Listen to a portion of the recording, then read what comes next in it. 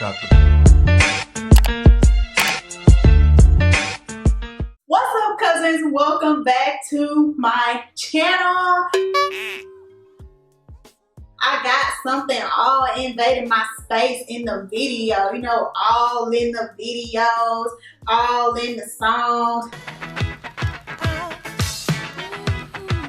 I actually invited our special guest here today. You guys have been asking me a lot about the hooded dryer that I use, and I recently purchased a new one. So in this video, I'm just going to be giving you all the tea on my current hooded dryer and some pros and cons if you are looking to buy one for yourself.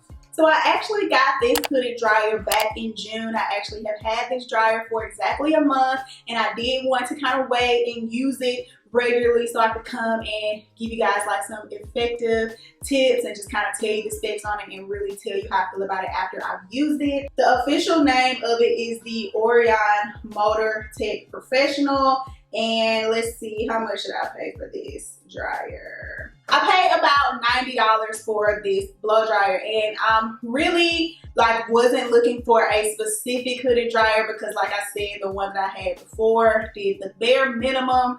But when I started to look for hooded dryers on Amazon, this was one of the more affordable ones that also had, you know, a lot of the options and customability. Did I make up that word? Customizations. A lot of ways that you can customize, you know, your drying experience, and I really appreciate that. So the first thing that I want to say about this blow dryer, primarily due to the fact that it is not even going to fit all in like the frame situation that I have going on right now. Like, I don't even have the room to get all this in the frame. This is such a bulky item. Big, like saucer type of futuristic situation, old school 50s blow dryer. Like, this blow dryer is old school and new school at the same time.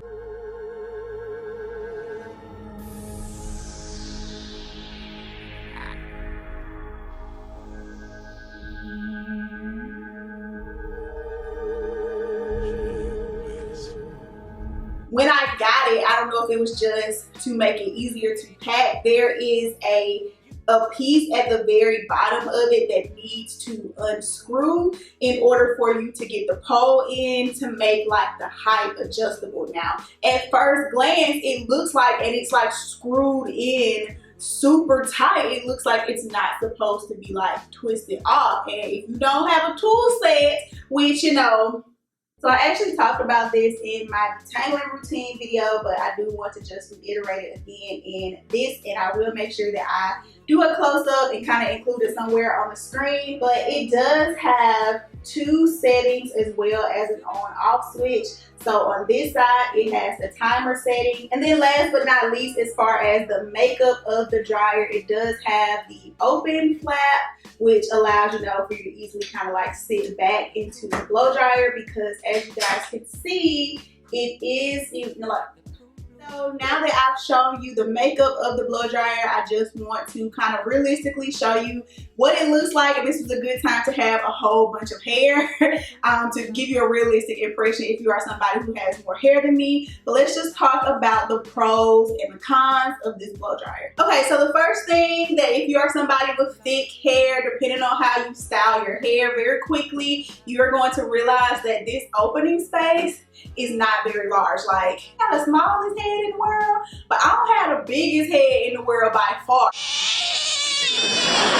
Oh my God. He's beautiful. I'm not nursing that thing. So then you close this down.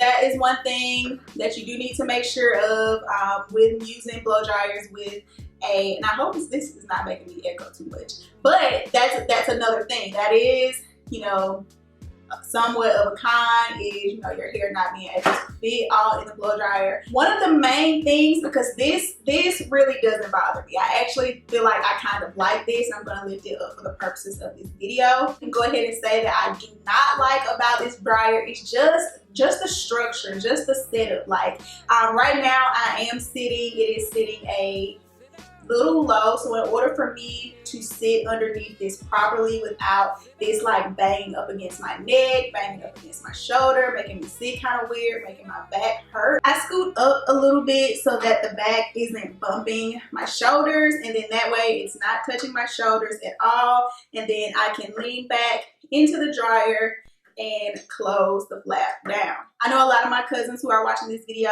are probably watching this to figure out a way to dry your wash and goes faster. One thing about having such a confined space is, again, it is going to smush your hair. And for me, if you are somebody who has longer than, you know, face or chin length curls, then anything underneath the blow dryer is going to not only dry slower. Right where the blow dryer is, it just kind of makes a dent. Now, of course, once I break the gel cast, I don't really have a problem with that, but that is just a heads up. And that is just something that is not only just common with this blow dryer, it's common with a lot of blow dryers. When you have long hair, obviously the blow dryer is not coming all the way down to your titties. For a lot of people, including myself, a lot of times we do end up doing our hair very late at night or very early in the morning, and if you don't live alone, that could be a real issue, right? Like, you know, your loud ass blow dryer in the middle of the night. I didn't get no sleep because of y'all.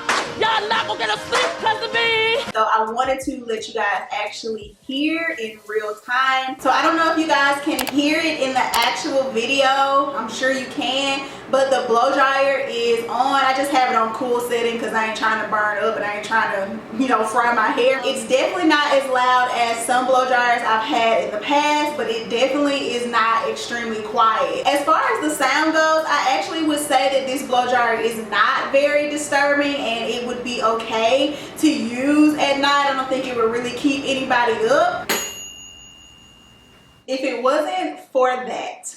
Now, I didn't jump that time because I obviously knew it was coming, but it scares the out of me every single time. It just sounds extremely cheap and it's not necessary. You know your blow dryer is off when it stops blowing. The whole ding like a kitchen timer is not only extremely loud, and if the blow dryer don't wake nobody up, that will. I don't have any problem with it blowing my hair around, so if you are somebody who likes to use, you know, heavier products or your wash and goes, you really shouldn't have any problem with it really blowing your hair around, unless, you know, you're really light-handed with your products or maybe you have shorter hair. If you are worried about the top of your hair drying out a lot quicker, or that part of your hair gets a little bit more sensitive, or you know you're gonna have to spend a lot of time under the dryer, the tip that I got was to wet, like soaking wet, a paper towel and just lay it on the top of your head. Now, I don't do that every time, but you know, sometimes, you know, if you've sat under the hooded dryer a couple of times that week for your deep condition, for your wash and go, to dry some braids, or maybe, you know, you just have an itchy scalp that week or anything, if I do feel like my scalp is getting, you know, more dry or irritated at the top, or I didn't say this in the beginning of this video, but I do feel the need to say that this video is not sponsored. I purchased this blow dryer with my own money and I just get a lot of questions about it, so I wanted to film a video for you guys and just kind of put the pros and cons and also a couple of blow dryer tips all in one video. If you do use a hooded dryer, if you've used this hooded dryer, let me know, you know, what you feel about it in the comment section, or let me know what your favorite hooded dryer is and maybe I'll check it out. I do feel like some kind of hooded blow dryer, whether it's this one, whether it's another one, they are necessary, especially if you are somebody who maybe has been having issues with your wash and go. I feel like using a hooded dryer can really change the game with your wash and go. Subscribe to my channel, become my cousin, and I will see all you guys in the next upload. Doing the diddy bounce all up and through my space, you know what I'm saying? So first things first, rest in peace Uncle Phil, even if it is the one that is just, you know, that you sit on the table, even though I wouldn't recommend those for a number of reasons. I would not recommend those. It's just unnecessary.